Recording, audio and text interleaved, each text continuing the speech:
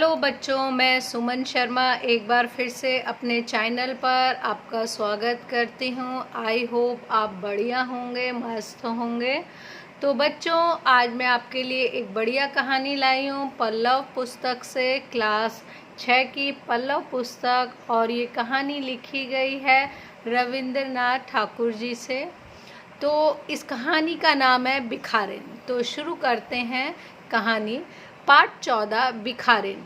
इस कहानी के माध्यम से ये बताया गया है कि किस प्रकार मनुष्य धन के लालच में मानवीय गुणों व संवेदनाओं को भूल जाता है, अपने फर्ज भूल जाता है जब वो धन के लालच में होता है। तो बच्चे, कहानी शुरू करते हैं। आंधी प्रतिदिन मंदिर के दरवाजे पर जाकर खड़ी होती। दर्शन करने वाले बाहर निकलते तो अपना हाथ फैला देती और नम्रता से विनती किया करती, बाबूजी, आंधी पर दया हो जाए। वह जानती थी कि मंदिर में आने वाले सहृदय और दयालु हुआ करते हैं। उसका यह अनुमान असत्य न था। आने वाले 2-4 पैसे उसके हाथ में रख ही देते थे। आंधी उनको अनेक दुआएं देती, आशीर्वाद देती और उनकी सहृदयता को सराहती। स्त्रियां भी उसके पल्ले में थोड़ा बहुत अनाज डाल जाया करती, यानी कि वो मंदिर के बाहर रोज भीख मांगती थी, क्योंकि उसे पता है कि मंदिर में जो लोग आते हैं वो बड़े दयालु होते हैं, ऐसा उसका मानना था। और उसको कुछ ना कुछ मिल भी जाता था।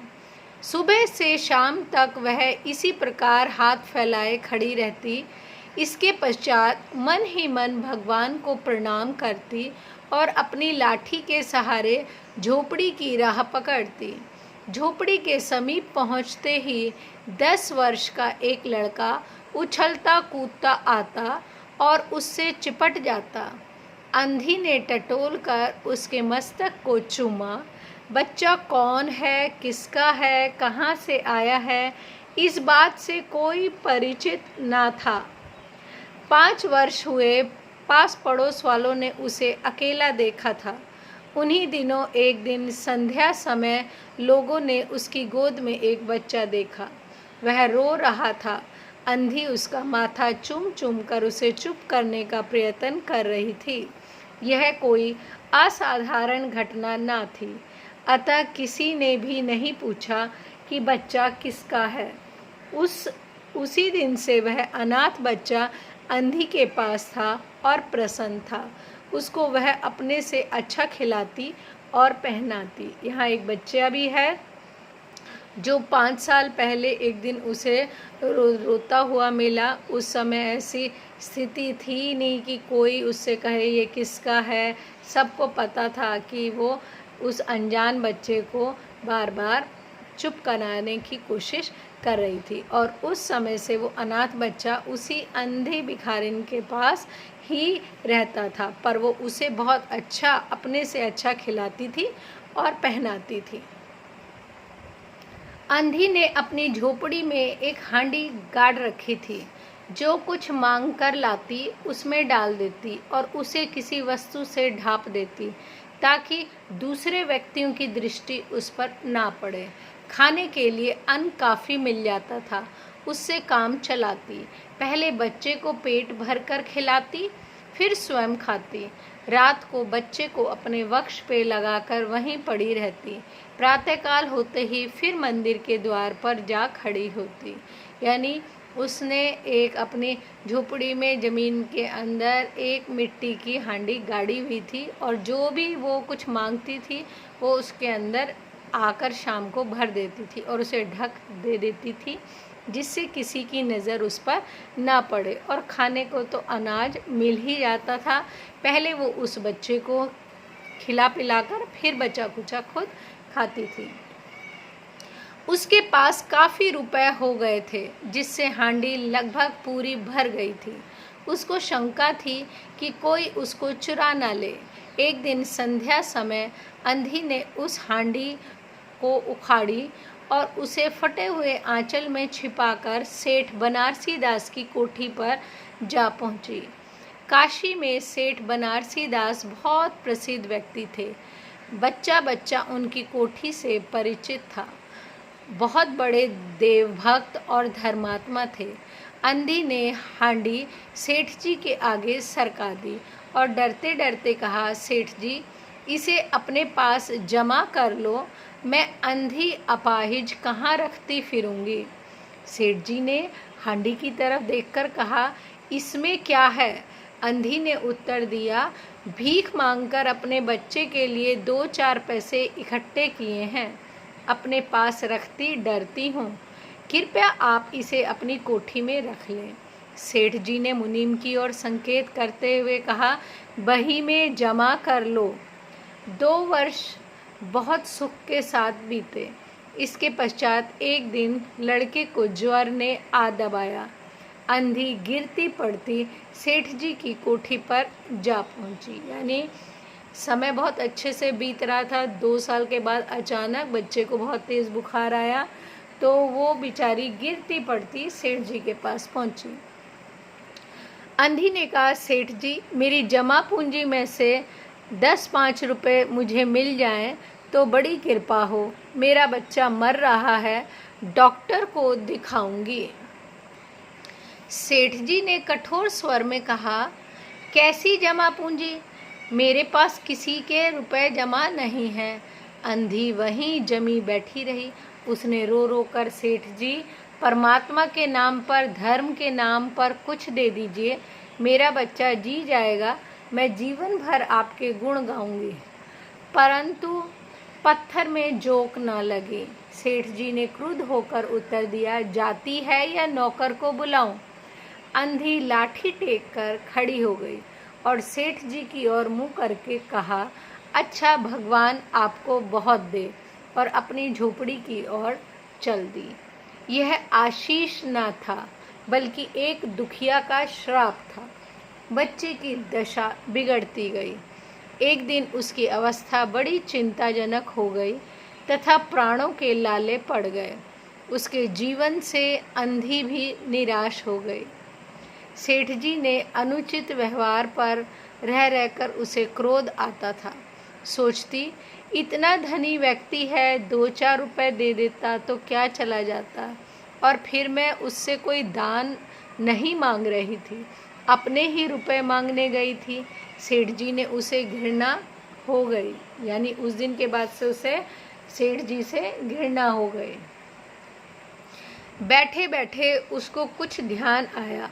उसने बच्चे को अपनी गोद में उठा लिया और ठोकरें खाती गिरती पड़ती सेठ जी के पास पहुंची और उनके द्वार पर धरना देकर बैठ गई।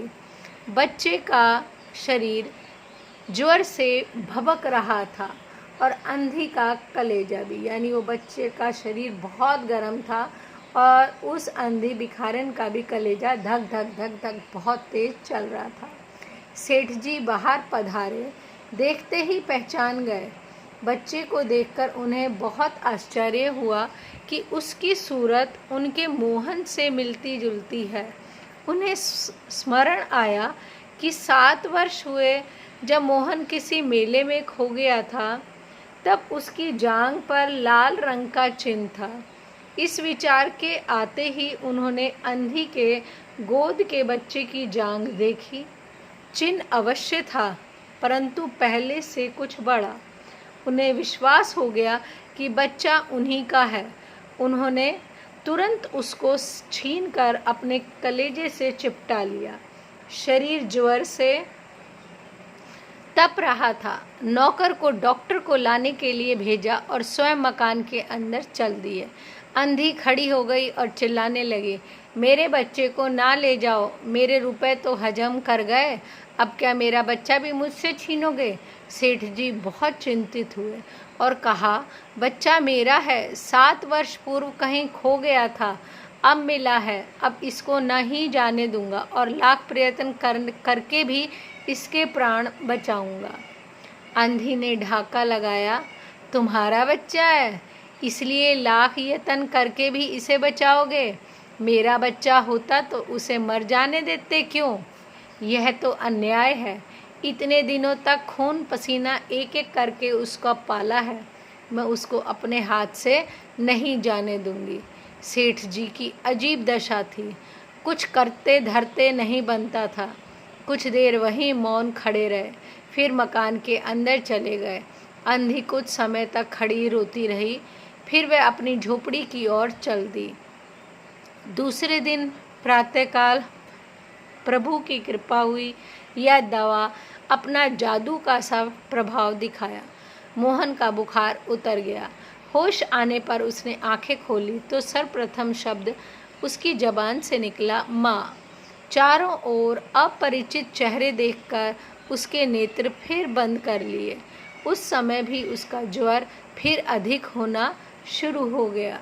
सहसा सेठ जी को अंधी का ध्यान आया। उन्होंने फिटन तैयार कराई और बस्ती से बाहर अंधी की झोपड़ी पे पहुँचे। झोपड़ी बिना द्वार के थी। वे अंदर गए। अंदर पहुंचकर सेठ जी ने कहा, बुढ़िया, तेरा बच्चा मर रहा है, रह रह के वे तुझे पुकारता है, अब तू ही उसके प्राण बचा सकती है। चल और मेरे नहीं नहीं अपने बच्चे की जान बचा ले। ममता की अंधी को विकल कर दिया। उसने तुरंत कहा, अच्छा चलो। सेठ जी सहारा देकर उसे बाहर लाए और फिटन पर बिठा दिए, यानी अपनी घोड़ा गाड़ी पर बिठा दिया। फिटन घर की ओर दौड़ने लगी। उस समय सेठ और अंधी भिखारन दोनों की एक ही दशा थी। दोनों की यही इच्छा थी कि शीघ्र से शीघ्र अपने बच्चे के पास पहुंच जाएं। कोठी आ गई। सेठ जी ने सहारा देके अंधी को उतारा और अंदर ले गए और ले जाकर चारपाई के समीप उसको खड़ा कर दिया। उसने टटोल कर मोहन के माथे पर हाथ फेरा। मोहन पहचान गया कि यह उसकी माँ का हाथ है। उसने तुरंत नेत्र खोल दिए और उसे अपने समीप खड़ा हुआ देखकर कहा, माँ, तुम आ गई। अंधी ने स्नेह भरे स्वर में उत्तर दिया, हाँ बेटा, तुम्हें छोड़कर कहाँ जा सकती हूँ। अंधी भिखारन बुढ़िया मोहन के सिरहाने बैठ गई और उसने उसका सिर अपनी गोद में रख लिया। मोहन को बहुत सुख अनुभव हुआ और वह उसी की गोद में सो गया। दूसरे दिन से मोहन की दशा अच्छी होने लगी और 10-15 दिनों में वह बिल्कुल स्वस्थ हो गया। मोहन के पूरी तरह स्वस्थ हो जाने पर अंधी ने विदा मांगी। सेठ जी ने बहुत कहा कि वह उन्हीं के पास रह जाए, परंतु वह सहमत नहीं हुई। सेठ जी ने रुपयों की एक थैली उसके हाथ में दे दी। अंधी ने पूछा, इसमें क्या है? सेठ जी ने कहा, इसमें तुम्हारी धरोहर है, तुम्हारे रुपए, मेरा वह अपराध। अंधी ने बात काट के कहा, यह रुपए तो मैंने तुम्हारे मोहन के लिए इकट्ठे किए थे, उसी को दे देना। अंधी ने थैली वहीं छोड़ दी और लाठी टेकती हुई चल दी। है ना बच्चों ये खूबसूरत कहानी? ये रविंद्रनाथ टैगोर जी की रचना है और इतनी खूबसूरती से उन्होंने लिखा है कि एक अंधी भिखारिन किस तरह अपने बच्चे के लिए, जो उसका है भी नहीं, उसके लिए पैसे जोड़ती है और कैसे संभालती है।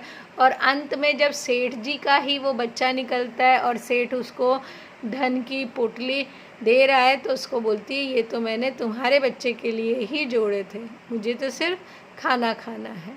ठीक है बच्चों, तो चलिए एक बार मैं आपको इस पाठ के शब्दार्थ समझाती हूँ।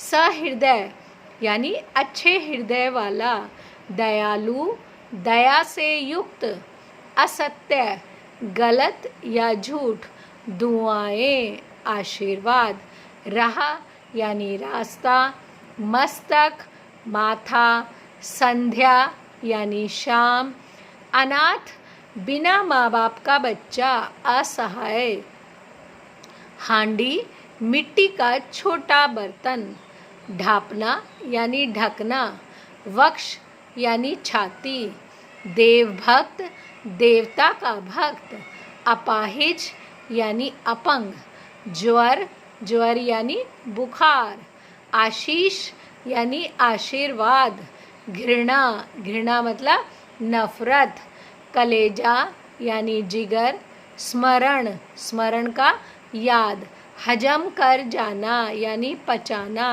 चोरी कर लेना, गबन कर लेना। यतन, यतन मानी उपाय। मौन यानी शांत। फिटन यानी चार पहियों की खुली हल्की घोड़ा गाड़ी।